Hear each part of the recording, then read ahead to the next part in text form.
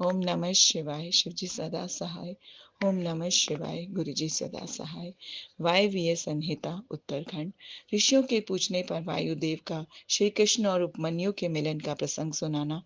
श्री कृष्ण को उपमन्यु से ज्ञान का और भगवान शंकर से पुत्र का लाभ। सूत उवाच। नमः समस्त संसार चक्र भ्रमणे हेतवे गौरी कुचट तट द्वंद कुंड कुमा अंकित वक्ष से। सूत जी कहते हैं, जो समस्त संसार चक्र के परिभ्रमण के कारण रूप हैं तथा गौरी के युगल उरोजों से लगे हुए केसर से जिनका वक्ष स्थल अंकित है, उन भगवान उमा वल्लभ शिव को नमस्कार है। उपमन्यु को भगवान शंकर के कृपा प्रसाद के प्राप्त होने का प्रसंग सुनाकर मध्यान्ह काल में नित्य नियम के उद्देश्य से वायुदेव कथा बंद करके उठ गए। तब नैमिषारण्य निवासी अन्य ऋषि भी अब अमुक बात पूछनी है ऐसा निश्चय करके उठे और प्रतिदिन की भांति अपना तात्कालिक नित्य कर्म पूरा करके भगवान वायुदेव को आया देख फिर आकर उनके पास बैठ गए। नियम समाप्त होने पर जब आकाश जन्मा वायुदेव मुनियों की सभा में अपने लिए निश्चित उत्तम आसन पर विराजमान हो गए, सुखपूर्वक बैठ गए, तब वे लोक वंदित पवन देव परमेश्वर की श्री संपन्न विभूति का मन ही मन चिंतन करके इस प्रकार बोले। मैं उन सर्वज्ञ और अपराजित महान देव भगवान शंकर की शरण लेता हूँ, जिनकी विभूति इस संसार चराचर जगत के रूप में फैली हुई है। उनकी शुभ वाणी को सुनकर वे निष्पाप ऋषि भगवान की विभूति का विस्तार पूर्वक वर्णन सुनने के लिए यह उत्तम वचन बोले। ऋषियों ने कहा, भगवान, आपने महात्मा उपमन्यु का चरित्र सुनाया, जिससे यह ज्ञात हुआ कि उन्होंने केवल दूध के लिए तपस्या करके ही परमेश्वर शिव से सब कुछ पा लिया। हमने पहले ही सुन रखा है कि अनायास ही महान कर्म करने वाले वसुदेव नंदन भगवान श्री कृष्ण किसी समय धौम्य के बड़े भाई उपमन्यु से मिले थे और उनकी प्रेरणा से पाशुपत व्रत का अनुष्ठान करके उन्होंने परम ज्ञान प्राप्त कर लिया था। अतः आप यह बताएं कि भगवान श्री कृष्ण ने परम उत्तम पाशुपत ज्ञान किस प्रकार प्राप्त किया। वायुदेव बोले, अपनी इच्छा से अवतीर्ण होने पर भी सनातन वसुदेव ने मानव शरीर की निंदा सी करते हुए लोक संग्रह के लिए शरीर की शुद्धि की थी। वे पुत्र प्राप्ति के निमित्त तप करने के लिए उन महामुनि के आश्रम पर गए थे, जहाँ बहुत से मुनि उपमन्यु जी का दर्शन कर रहे थे। भगवान श्री कृष्ण ने भी वहां जाकर उनका दर्शन किया। उनके सारे अंग भस्म से उज्जवल दिखाई देते थे। मस्तक त्रिपुंड से अंकित था। रुद्राक्ष की माला ही उनका आभूषण थी। वे जटा मंडल से मंडित थे। शास्त्रों से वेद की भांति वे अपने शिष्यभूत महर्षियों से घिरे हुए थे और शिव जी के ध्यान में तत्पर हो शांत भाव से बैठे थे। उन महातेजस्वी उपमन्यु का दर्शन करके श्री कृष्ण ने उन्हें नमस्कार किया। उस समय उनके संपूर्ण शरीर में रोमांच हो आया। श्री कृष्ण ने बड़े आदर के साथ मुनि की 3 बार परिक्रमा की, फिर अत्यंत प्रसन्नता के साथ मस्तक झुकाकर हाथ जोड़कर उनका सत्वन किया। तदनंतर उपमन्यु ने विधि पूर्वक अग्नि रीति भस्म इत्यादि मंत्रों से श्री कृष्ण के शरीर में भस्म लगाकर उनसे 12 महीने का साक्षात पाशुपत व्रत करवाया। तत्पश्चात मुनि ने उन्हें उत्तम ज्ञान प्रदान किया। उसी समय से उत्तम व्रत का पालन करने वाले संपूर्ण दिव्य पाशुपत मुनि उन श्री कृष्ण को चारों ओर घेर कर उनके पास बैठे रहने लगे। फिर गुरु की आज्ञा से परम शक्तिमान श्री कृष्ण ने पुत्र के लिए साम शिव की आराधना का उद्देश्य मन में लेकर तपस्या की। उस तपस्या से संतुष्ट होकर 1 वर्ष के पश्चात पार्षदों सहित परम ऐश्वर्यशाली परमेश्वर साम शिव ने अपने उन्हें दर्शन दिया। श्री कृष्ण ने वर देने के लिए प्रकट हुए सुंदर अंग वाले महादेव जी को हाथ जोड़कर प्रणाम किया और उनकी स्तुति भी की। गणों सहित साम सदाशिव का सत्वन करके श्री कृष्ण ने अपने लिए एक पुत्र प्राप्त किया। वह पुत्र तपस्या से संतुष्ट चित्त हुए साक्षात शिव ने श्री विष्णु को दिया था। क्योंकि साम शिव ने उन्हें अपना पुत्र प्रदान किया, इसलिए श्री कृष्ण ने जामवती कुमार का नाम सांब ही रखा। इस प्रकार अमित पराक्रमी श्री कृष्ण को महर्षि उपमन्यु से ज्ञान लाभ और भगवान शंकर से पुत्र लाभ हुआ। इस प्रकार यह सब प्रसंग मैंने पूरा पूरा कह सुनाया। जो प्रतिदिन इसे कहता सुनता या सुनाता है, वह भगवान विष्णु का ज्ञान पाकर उन्हीं के साथ आनंदित होता है। अध्याय 1 समाप्त। उपमन्यु द्वारा श्री कृष्ण को पाशुपत ज्ञान का उपदेश। ऋषियों ने कहा, पाशुपत ज्ञान क्या है? भगवान शिव पशुपति कैसे हैं? और अनायास ही महान कर्म करने वाले भगवान श्री कृष्ण ने उपमन्यु से किस प्रकार प्रश्न किया था? वायुदेव, आप साक्षात शंकर के स्वरूप हैं, इसलिए ये सब बातें बताइए। तीनों लोकों में आपके समान दूसरा कोई वक्ता इन बातों को बताने में समर्थ नहीं है। सूजी कहते हैं, उन महर्षियों की यह बात सुनकर वायुदेव ने भगवान शंकर का स्मरण करके इस प्रकार उत्तर देना आरंभ किया। वायुदेव बोले, महर्षियों, पूर्व काल में श्री कृष्ण रूपधारी भगवान विष्णु ने अपने आसन पर बैठे हुए महर्षि उपमन्यु से उन्हें प्रणाम करके न्यायपूर्वक यूं प्रश्न किया। श्री कृष्ण ने कहा, भगवान महादेव जी ने देवी पार्वती को जिस दिव्य पाशुपत ज्ञान तथा अपनी संपूर्ण विभूति का उपदेश दिया था, मैं उसी को सुनना चाहता हूँ। महादेव जी पशुपति कैसे हुए? पशु कौन कहलाते हैं? वे पशु किन पाशों से बांधे जाते हैं और फिर किस प्रकार उनसे मुक्त होते हैं? महात्मा श्री कृष्ण के इस प्रकार पूछने पर श्रीमान उपमन्यु ने महादेव जी तथा देवी पार्वती को प्रणाम करके उनके प्रश्न के अनुसार उत्तर देना आरंभ किया। उपमन्यु बोले, देवकी नंदन, ब्रह्मा जी से लेकर स्थावर पर्यंत जो भी संसार के वशवर्ती चराचर प्राणी हैं, वे सब के सब भगवान शिव के पशु कहलाते हैं और उनके पति होने के कारण देवेश्वर शिव को पशुपति कहा गया है। वे पशुपति अपने पशुओं को मल और माया आदि पाशों से बांधते हैं और फिर भक्ति पूर्वक उनके द्वारा आराधित होने पर वे स्वयं ही उन्हें उन पाशों से मुक्त करते हैं। जो 24 तत्व हैं, वे माया के कार्य एवं गुण हैं। वे ही विषय कहलाते हैं। जीवों अर्थात पशुओं को बांधने वाले पाश वे ही हैं। इन पाशों द्वारा ब्रह्मा से लेकर कीट पर्यंत समस्त पशुओं को बांधकर महेश्वर पशुपति देव उनसे अपना कार्य कराते हैं। उन महेश्वर की ही आज्ञा से प्रकृति पुरुषोचित बुद्धि को जन्म देती है। बुद्धि अहंकार को प्रकट करती है तथा अहंकार कल्याणदायी देवादि देव शिव की आज्ञा से 11 इंद्रियों और 5 तन्मात्राओं को उत्पन्न करता है। तन्मात्राएं भी उन्हीं महेश्वर के महान शासन से प्रेरित हो क्रमशः 5 महाभूतों को उत्पन्न करती है। वे सब महाभूत शिव की आज्ञा से ब्रह्मा से लेकर तृण पर्यंत देहधारियों के लिए देह की सृष्टि करते हैं। बुद्धि कर्तव्य का निश्चय करती है और अहंकार अभिमान करता है। चित्त चेतता है और मन संकल्प विकल्प करता है। श्रवण आदि ज्ञान इंद्रियां पृथक पृथक शब्द आदि विषयों को ग्रहण करती हैं। वे महादेव जी की आज्ञा बल से लेकर अपने ही विषयों को ग्रहण करती हैं। वाक आदि कर्म इंद्रियां कहलाती हैं और शिव की इच्छा से अपने लिए नियत कर्म ही करती है, दूसरा कुछ नहीं। शब्द आदि जाने जाते हैं और बोलना आदि कर्म किए जाते हैं। इन सब के लिए भगवान शंकर की गुरुतर आज्ञा का उल्लंघन करना असंभव है। परमेश्वर शिव के शासन से ही आकाश सर्वव्यापी होकर समस्त प्राणियों को अवकाश प्रदान करता है।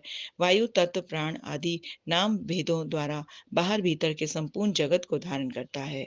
अग्नि तत्व देवताओं के लिए हव्य और कव्य भोजी पितरों के लिए कव्य पहुंचाता है।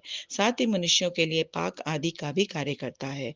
जल सबको जीवन देता है और पृथ्वी संपूर्ण जगत को सदा धारण किए रहती है। शिव की आज्ञा संपूर्ण देवताओं के लिए अलंघनीय है। उसी से प्रेरित होकर देवराज इंद्र देवताओं का पालन, दैत्यों का दमन और तीनों लोकों का संरक्षण करते हैं।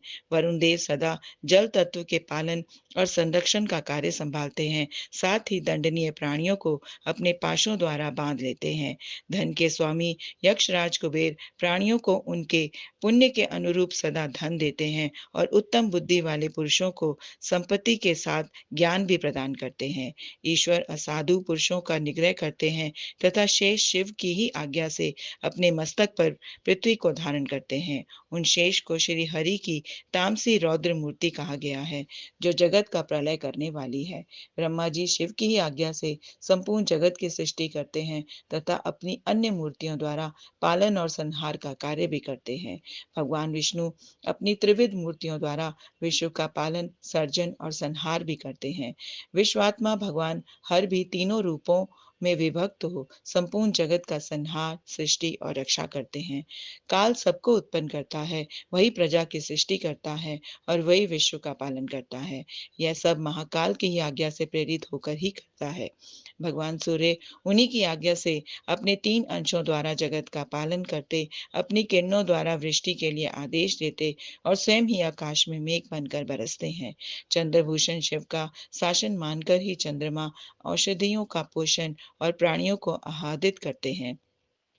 साथ ही देवताओं को अपनी अमृतमय कलाओं का पान करने देते हैं। आदित्य, वसु, रुद्र, अश्विनी कुमार, मरुदगण, आकाशचारी, ऋषि, सिद्ध, नागगण, मनुष्य, मृग, पशु, पक्षी, कीट आदि स्थावर प्राणी, नदियां, समुद्र, पर्वत, वन, सरोवर, अंगों सहित वेद, शास्त्र, मंत्र, वैदिक स्तोत्र और यज्ञ आदि, कालाग्नि से लेकर शिव पर्यंत भवन, उनके अधिपति, असंख्य ब्रह्मांड, उनके आवरण, वर्तमान, भूत और भविष्य, दिशा विदिशाएं, कला आदि काल के भिन्न भिन्न भेद तथा जो कुछ भी इस जगत में देखा और सुना जाता है वह सब भगवान शंकर की आज्ञा के बल से ही टिका हुआ है। उनकी आज्ञा के बल से ही यहाँ पृथ्वी, पर्वत, मेघ, समुद्र, नक्षत्रगण, इंद्र आदि देवता, स्थावर, जंगम अथवा जड़ और चेतन सबकी स्थिति है। अध्याय 2 समाप्त। भगवान शिव की ब्रह्मा आदि पंच मूर्तियों, ईशान आदि ब्रह्म मूर्तियों तथा पृथ्वी एवं शर्व आदि अष्ट मूर्तियों का परिचय और उनकी सर्वव्यापकता का वर्णन। उपमन्यु कहते हैं, श्री कृष्ण महेश्वर परमात्मा शिव की मूर्तियों से यह संपूर्ण चराचर जगत किस प्रकार व्याप्त है, यह सुनो। ब्रह्मा, विष्णु, रुद्र, महेशान और सदाशिव ये उन 5 परमेश्वर की 5 मूर्तियां हैं जिनसे यह संपूर्ण विश्व विस्तार को प्राप्त हुआ है। इनके सिवा और भी उनके 5 शरीर हैं जिन्हें पंच ब्रह्म अर्थात मंत्र कहते हैं। इस जगत में कोई भी ऐसी वस्तु नहीं है जो उन मूर्तियों से व्याप्त ना हो। ईशान, पुरुष, अघोर, वामदेव और सद्योजात ये महादेव जी की विख्यात 5 ब्रह्म मूर्तियां हैं। इनमें जो ईशान नामक उनकी आदि श्रेष्ठतम मूर्ति है वह प्रकृति के साक्षात भोक्ता क्षेत्रज्ञ को व्याप्त करके स्थित है। मूर्तिमान प्रभु शिव की ही जो तत्पुरुष नामक मूर्ति है वह गुणों के आश्रय रूप भोग्य अव्यक्त अर्थात प्रकृति में अधिष्ठित है। पिनाक पाणी महेश्वर की जो अत्यंत पूजित अघोर नामक मूर्ति है वह धर्म आदि 8 अंगों से युक्त बुद्धि तत्व को अपना अधिष्ठान बनाती है। विधाता महादेव की वामदेव नामक मूर्ति को आगम वेता विद्वान अहंकार की अधिष्ठात्री बताते हैं।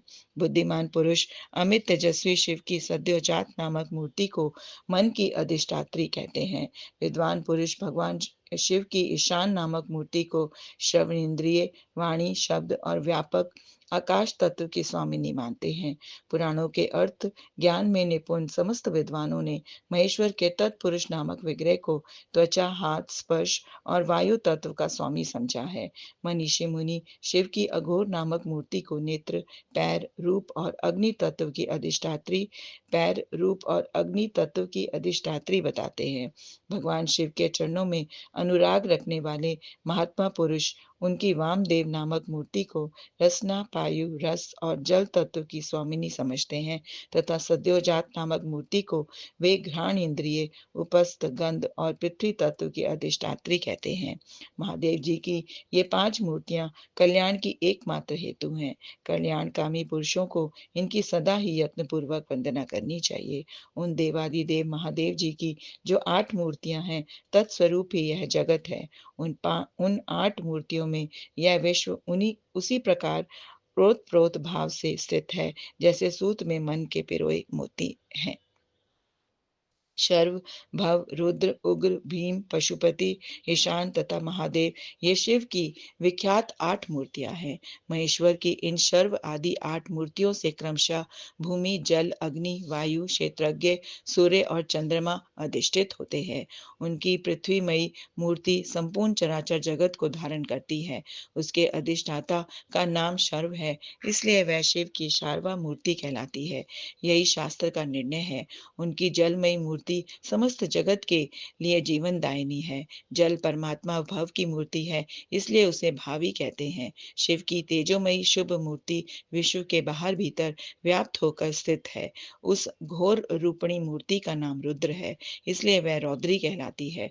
भगवान शिव वायु रूप से स्वयं गतिशील होते हैं और इस जगत को गतिशील बनाते हैं। साथ ही वे इसका भरण पोषण भी करते हैं।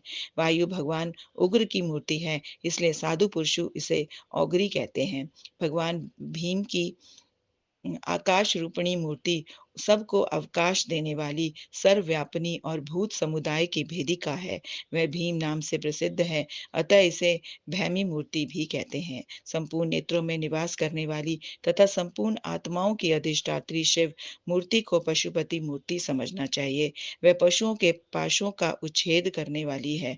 महेश्वर की जो ईशान नामक मूर्ति है, वही दिवाकर अर्थात सूर्य नामक धारण करके संपूर्ण जगत को प्रकाशित करती हुई आकाश में विचरती है, जिनकी किरणों में अमृत भरा है और जो संपूर्ण विश्व को उस अमृत से आप्यायित करते हैं। वे चंद्रदेव भगवान शिव के महादेव नामक विग्रह हैं, अतः उन्हें महादेव मूर्ति कहते हैं। यह जो 8वीं मूर्ति है, वह परमात्मा शिव का साक्षात स्वरूप है तथा अन्य सब मूर्तियों में व्यापक है, इसलिए यह संपूर्ण विश्व शिव रूप ही है। जैसे वृक्ष की जड़ से सींचने से उसकी शाखाएं पुष्ट होती हैं, उसी प्रकार भगवान की शिव की पूजा से उनके स्वरूप भूत जगत का पोषण होता है। इसलिए सबको अभयदान देना, सब पर अनुग्रह करना और सबका उपकार करना, यह शिव का आराधन माना गया है। जैसे इस जगत में अपने पुत्र पौत्र आदि के प्रसन्न रहने से पिता पितामह आदि को प्रसन्नता होती है, उसी प्रकार संपूर्ण जगत को की प्रसन्नता से भगवान शंकर प्रसन्न रहते होते हैं। यदि किसी भी देहधारी को दंड दिया जाता है, तो उसके द्वारा अष्टमूर्तिधारी शिव का ही अनिष्ट किया जाता है, इसमें संशय नहीं है। 8 मूर्तियों के रूप में संपूर्ण विश्व को व्याप्त करके स्थित हुए भगवान शिव का तुम सब प्रकार से भजन करो, क्योंकि रुद्रदेव सबके परम कारण है।